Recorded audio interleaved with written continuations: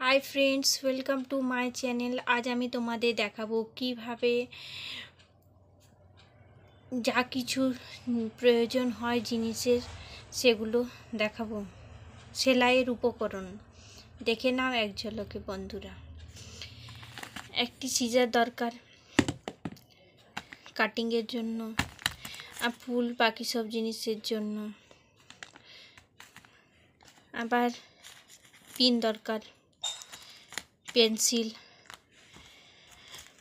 কলম,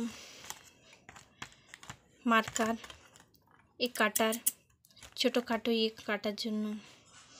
একটি স্কেল দরকার, ফিতে দরকার, ছোট স্কেল, সুতো দরকার। আর একটা রাবার দরকার। এটা ফেভিক্রিল।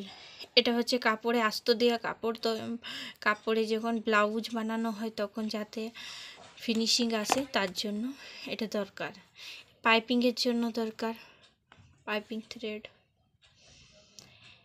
এগুলো প্রয়োজন বেসিক সেলাই শেখানোর জন্য।